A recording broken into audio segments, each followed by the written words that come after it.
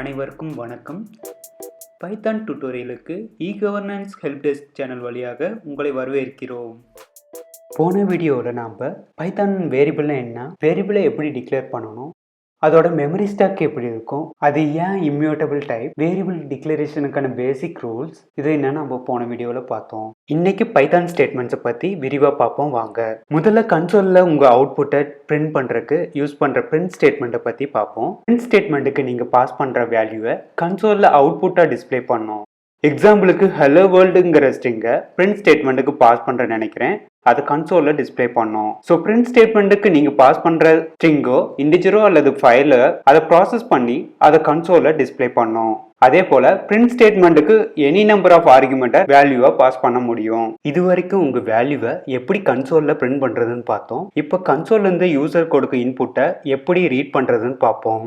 இதற்கு பைத்தான்ல இன்புட்டுங்கிற built-in method இருக்கு. இந்த மெத்தடை யூஸ் பண்ணி நாம இன்புட்டை யூசர்கிட்ட இருந்து ரீட் பண்ண முடியும். இன்புட் மெத்தடோட சிண்டெக்ஸ் எப்படி இருக்கும்னா, இன்புட் அதோட பெராமீட்டரா ப்ராம்ப்ட் மெசேஜ் இருக்கும். இங்க ப்ராம்ப்ட் மெசேஜ்ங்கிறது ஆப்ஷனல் தான்.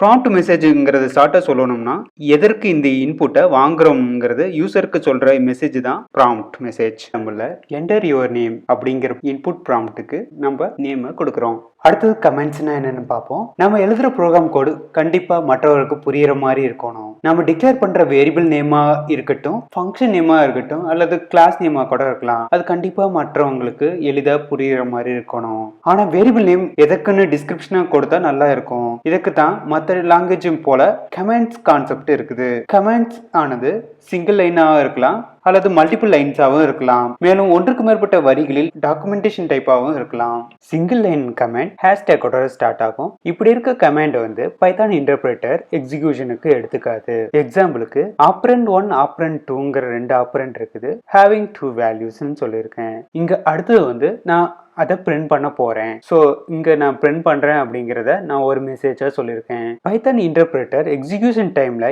இந்த கமெண்ட்ஸை பார்க்கும்போது இதை ஸ்கிப் பண்ணிட்டு அடுத்த லைனை எக்ஸிக்யூட் பண்ண ஆரம்பிச்சிரும். அடுத்தது multi line comment. Multi line கமெண்ட்ஸ்ங்கிறது டைரக்டா இல்ல, இதை வந்து நம்ம 2 வேலை அச்சீவ் பண்ணலாம். ஒன்னு வந்து சேம் சிங்கிள் லைன் கமெண்ட்ஸே மல்டிபிள் லைன்ஸ்க்கு யூஸ் பண்ணிக்கலாம், ஆர் எல்ஸ் மல்டி லைன் ஸ்ட்ரிங்கை வந்து கமெண்ட்ஸுக்கு யூஸ் பண்ணிக்கலாம்.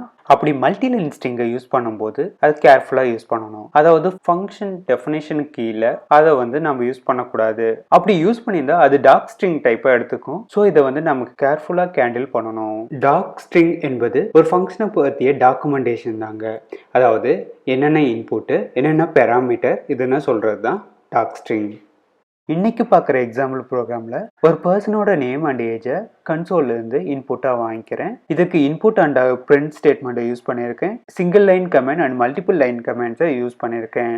மேலும் அதே ரிசல்ட்டை நான் கன்சோல்லையே பிரிண்ட் பண்ணுறேன். இந்த வீடியோ கொஞ்சம் ஃபாஸ்ட்டாக இருந்தால் நீங்கள் பாஸ் பண்ணி நீங்கள் பார்த்துக்கலாம். இதில் ஏதாச்சும் டவுட்ஸ் அண்ட் கிளாரிஃபிகேஷன் இருந்துச்சுன்னா கீழே இருக்க கமெண்ட் செக்ஷனில் இன்புட்டாக கொடுங்க, நாங்கள் அதுக்கு ரெஸ்பான்ஸ் பண்ணுறோம். வீடியோ உங்களுக்கு யூஸ்ஃபுல்லாக இருந்திருக்குன்னு நாங்கள் நம்புகிறோம்.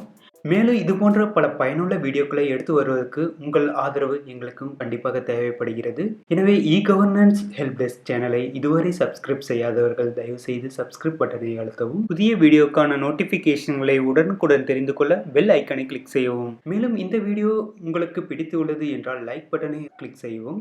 உங்கள் நண்பர்களுக்கு மற்றும் தெரிந்தவர்களுக்கு இந்த வீடியோவை ஷேர் செய்யலாம்.